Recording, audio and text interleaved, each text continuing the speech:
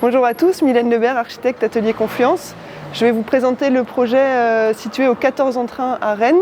On est à l'angle de la rue d'Entrain et de la rue Sainte-Melaine, en face du passage des Carmélites. Et le projet qu'on va visiter ensemble, c'est le projet dans l'angle ici, qui est un bâtiment 17e avec une ancienne auberge, initialement au rez-de-chaussée. Dans l'histoire du bâtiment, on a un bâtiment 17e, une extension qu'on verra un peu plus tard au-dessus du porche 18e, et dans les années 80 avait été construit une surélévation au dernier niveau, et cette surélévation a créé des désordres de structure qui a provoqué en fait l'affaissement des planchers, et du coup il y a eu un arrêté de péril. Donc c'est suite à ça que du coup Territoire a racheté le bâtiment pour réaliser les travaux de réhabilitation globale de l'immeuble. Donc voilà, c'est ce qu'on va aller visiter.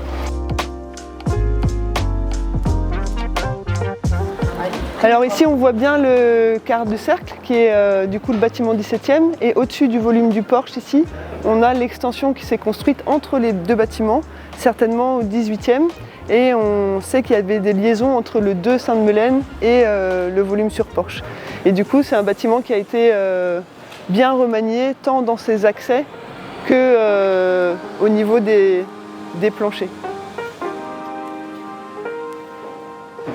Alors là au rez-de-chaussée il y avait une ancienne auberge à l'époque 17e avec son grand foyer, et ensuite la librairie du centre s'est installée. On avait une librairie ici avec des rayonnages partout, l'ensemble était doublé. Un accès aux étages avec un ancien escalier à vis qui a dû être supprimé pour des questions d'activité pompier. Et comme on le disait tout à l'heure, le fait d'avoir construit la surélévation au dernier niveau avait fait que cette poutre-ci avait cassé, et le linteau de cheminée avait été également fissuré, et du coup tout l'ensemble s'était affaissé. Donc là dans le projet on va retrouver un commerce sur tout ce niveau-là, et l'accès des logements par un escalier droit dans la continuité des niveaux supérieurs. Pour ma part, notre intervention consistait surtout à reprendre le sous-œuvre à cet étage. Il faut savoir qu'on avait une cheminée qui était avec un linteau qui était cassé, qui menaçait de s'écrouler. On avait plusieurs problématiques à gérer ici. Il y avait aussi les poutres qui reposaient sur une maçonnerie qui était faible.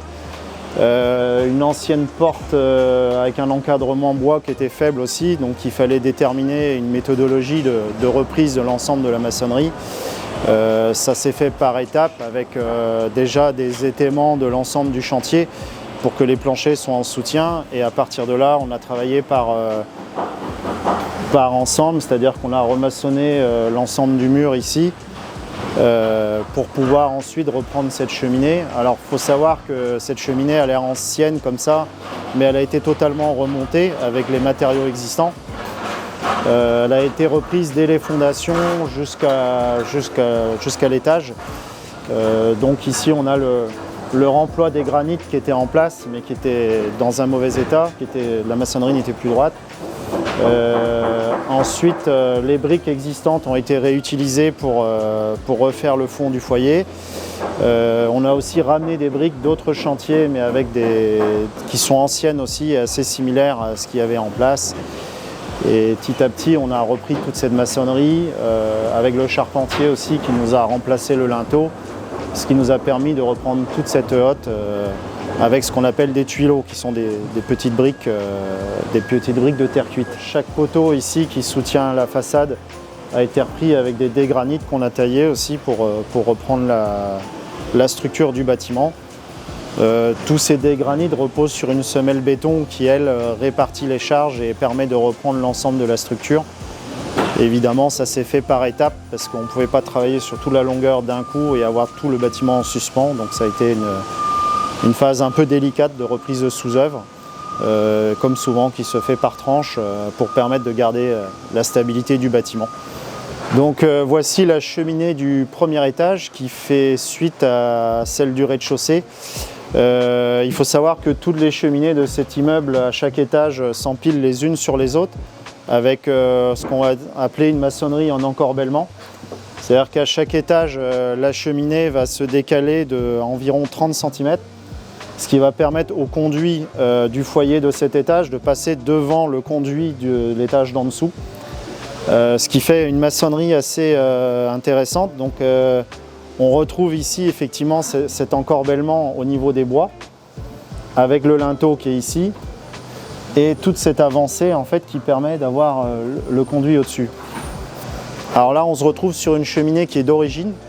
Pour le coup on a uniquement changé quelques briques comme on peut voir ici, rebouché des trous, nettoyer, gratter les joints pour avoir retrouvé son aspect d'origine et pouvoir observer un peu les fissures et les reprises qu'il y avait à faire.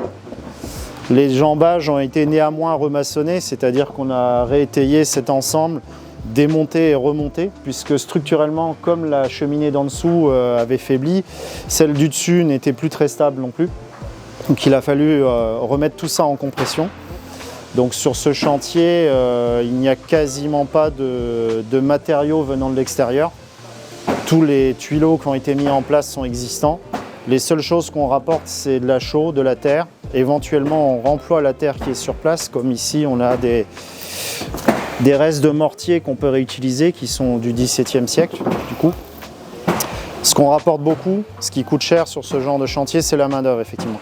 Les matériaux en eux-mêmes sont sur place, on les remploie au maximum. Il y a très peu de pertes, il y a beaucoup de remploi. Les bois qui sont utilisés en général, c'est des bois de remploi qui sont du chantier ou du moins des vieux bois aussi. Ce qui fait que finalement, ces réhabilitations ne coûtent pas très cher en matériaux en fait, pour un résultat intéressant. Et du coup, on avait voulu conserver l'ancienne poutre ici, mais la boue de la poutre était bien abîmée. Donc ce qu'on a fait, c'est qu'on a coupé la boue qui était abîmée et on a fait une greffe. Ce qu'on appelle une greffe, c'est qu'on vient assembler un bout de bois sur l'autre bout de bois pour réparer et qu'on enlève la partie abîmée. Et pour ça, on fait un assemblage. Là, ici, c'est un trait de Jupiter. On a assemblé, en fait, on a réutilisé une ancienne poutre. Un bout, ça faisait un bout de 1,20 m. On a réutilisé et on a réassemblé sur la partie qui était abîmée. Et pour conserver aussi cette poutre-là qui ne reprenait pas assez la charge du plancher qui est au-dessus, et on a fait un système comme ça, qu'on voit ici. C'est la même chose qu'on a fait en bas. On a assemblé 2 UPN, 2 fers, et on a fait traverser des tiges filetées à travers la poutre pour reprendre la charge de la poutre ici, et reprendre toute la surface de plancher en charge. Et ici, on peut voir les tiges filetées qui dépassent ici. Ici, on est au premier étage, et ce qui est intéressant, c'est qu'on a vraiment cette lecture en fait, de la façade courbe, qui est vraiment une particularité du 14 entrain. Et du coup, on voit le pan de bois existant qui a été mis à nu suite au curage, et les remplis en terre chanvre qu'on nous sommes en train de réaliser de la façon la plus traditionnelle, qui seront enduits à la chaux au côté extérieur, et à l'intérieur ce sera une correction thermique par des blocs de chaux chambre en filière sèche. Et ce qui est intéressant ici, c'est on est dans un futur logement et on voit qu'on aura un maximum d'apport de lumière, et on est dans cette composition urbaine cet angle urbain où on aura des vues assez exceptionnelles. Alors peut-être ce qu'on peut dire ici, c'est qu'il y avait initialement 5 logements, donc c'était beaucoup de petites pièces. Ici par exemple, il y avait une baignoire qui était encastrée dans la cheminée et l'ensemble était complètement doublé. Donc nous, quand on a démarré, on a fait des petits sondages et on avait vu qu'il y avait des tuyaux, et du coup le projet permet de remettre en valeur en fait la maçonnerie existante et de le remettre en état. Et du coup, le plus aussi de ce projet-là, c'est qu'on retrouve un commerce en rez-de-chaussée et 3 logements, un logement par niveau, et ce qui permet en fait de retrouver des logements traversants. On a vu sur la façade principale, sur la rue d'Entrain, qu'on avait 3 grandes belles menuiseries. Et ici, pareil, on a le côté nuit qui sera côté cour, et puis un espace qui est distribué autour des 2 cheminées. Ici, on est au R+2, du coup, on aura un grand logement traversant. Sur le volume du porche, on aura 2 chambres, une salle de bain, et ici, toute la pièce de vie qui va réunir l'ensemble de la surface, à la fois du volume 17e et du volume 18e. Et au dernier niveau, on a ces 3 poutres ici, dont celle-ci principalement, qu'on va venir rabaisser pour recréer un plancher un petit peu plus bas, pour rendre habitable en fait, le dernier studio cette surface qui avait été créée dans les années 80 pour créer un petit logement.